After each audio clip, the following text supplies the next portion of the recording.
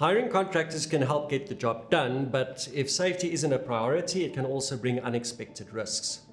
In today's video, we'll break down the key steps to managing contractors' safety and keeping your workplace accident-free. Hello and welcome back to My Safety Hub, your go-to source for all things health and safety. I'm Occupational, and today we're tackling a critical topic that affects virtually every workplace: contractor safety management. The use of contractors has become increasingly common across all industries, but this arrangement creates unique safety challenges. Studies consistently show that contractors often experience higher incident rates than permanent employees. In fact, many major workplace disasters have involved contractor operations. The stakes are high for several reasons. First, there are significant legal implications. In most jurisdictions, both the host employer and the contractor share responsibility for workplace safety. This concept of shared workplace or multi-employer responsibility means you can't simply outsource your safety obligations along with the work. Second, the financial impact of contractor incidents can be substantial, including direct costs like medical expenses and property damage, indirect costs such as project delays and administrative time, potential litigation and increased insurance premiums, and then regulatory fines and penalties. Thirdly, contractor incidents damage your reputation with customers, stakeholders, and the community. In today's connected world, news of serious incidents spreads quickly and can have lasting effects on your brand. Most importantly, effective contractor management is about protecting people. Every worker, regardless of who signs their paycheck, deserves to return home safely at the end of each day. Effective contractor safety management begins before any contract is signed. Pre-qualification is your first and perhaps the most crucial line of defense. Start by evaluating the contractor's safety record. Request and analyze the following: experience modification rates, total recordable incident rates, lost time injury frequency rates, recent safety violations and citations, and then workers' compensation history. Look beyond the numbers and examine their safety management system. For example, do they have a formal written safety program? What kind of safety training do they provide? How do they handle incident investigations? Do they have established safety procedures for high-risk tasks? Also verify that they can carry appropriate insurance coverage, such as workers' compensation insurance, general liability insurance, professional liability insurance if applicable, and then sufficient coverage limits for your industry and project scope. Then assess their competency and experience. Previous work similar to what they are contracting to do is important to look at, as well as technical qualifications and certifications.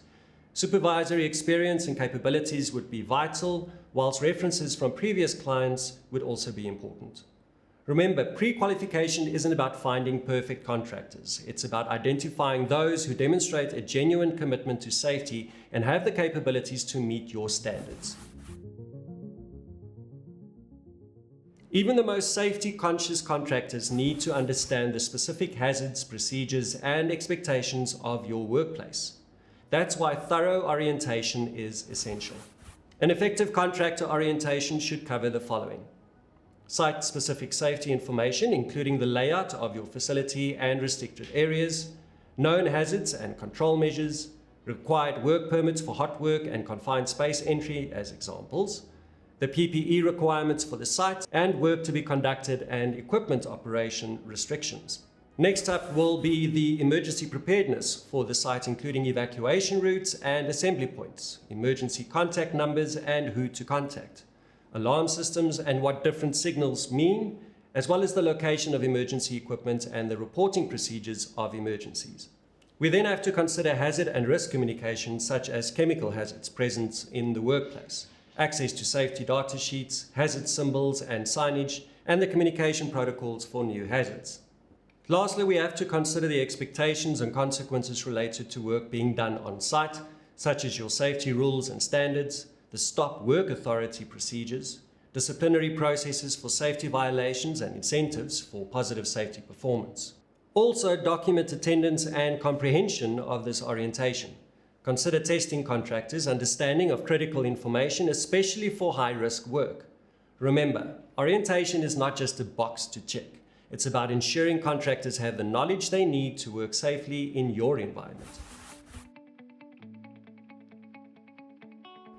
Pre-qualification and orientation set the foundation, but ongoing monitoring ensures that safety performance meets the expectations through the project. Firstly, implement regular inspection procedures and schedule routine safety inspections of contractor work areas, and also include both announced and unannounced inspections.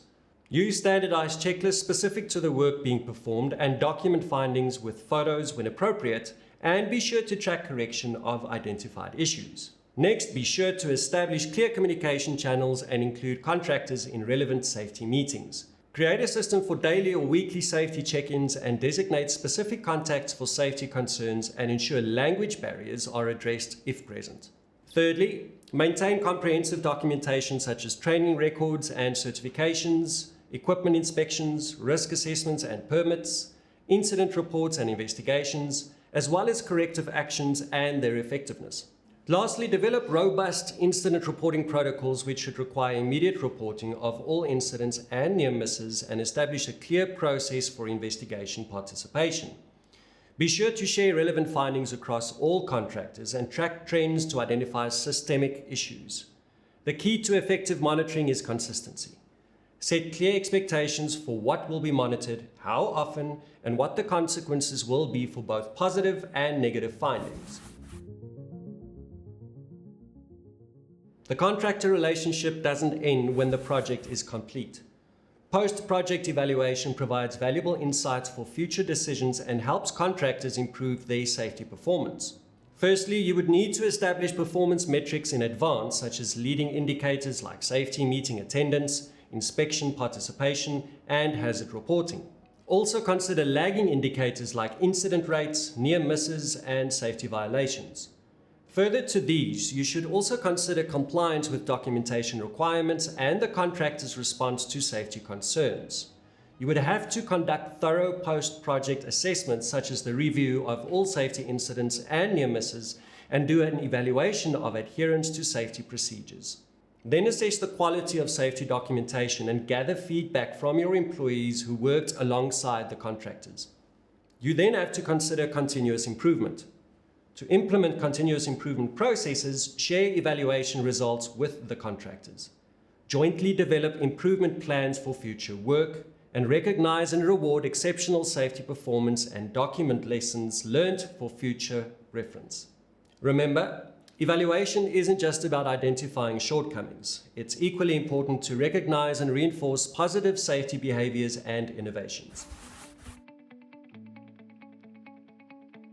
Understanding the legal framework surrounding contractor relationships is essential for protecting your organization and ensuring compliance. Within the legal framework of contractor relationships, host or client-employer obligations typically include maintaining a safe workplace for all workers, including contractors, informing contractors about known hazards, coordinating safety efforts between multiple employers, exercising reasonable care in contractor management, and monitoring overall workplace safety. Contractor obligations generally include complying with all applicable safety regulations, training their employees on safe work practices, providing appropriate personal protective equipment and safety equipment, reporting hazards and incidents, and cooperating with the client-employer safety programs. Due diligence requirements include documenting your contractor safety management processes, maintaining records of all safety communications, and following up on identified issues. Also demonstrate consistent application of safety standards and showing continuous improvement efforts. Now let's discuss some practical approaches to make your contractor safety management program both effective and efficient. For effective contractor safety management, technology solutions can significantly streamline the process. This includes utilizing contractor pre-qualification software, digital orientation and training platforms, mobile inspection and audit tools, centralized document management systems, and analytics dashboards for performance tracking. Effective communication strategies are also vital, and these should include kick-off meetings with safety as a primary focus. regular contractor safety forums and joint safety committees with contractor representations, including clear escalation protocols for safety concerns and recognition for programs for safety innovations, will go a long way. Robust documentation systems are essential and should include standardized forms and templates, clear record retention policies, accessibility for those who need information, regular auditing to ensure completeness, and protection of confidential information. Lastly, relationship building is often overlooked but crucial, and this involves focusing on collaboration rather than policing. Seeking contractor input on safety solutions, sharing resources and best practices, providing feedback in constructive ways, and recognizing that safety goals are shared will really help.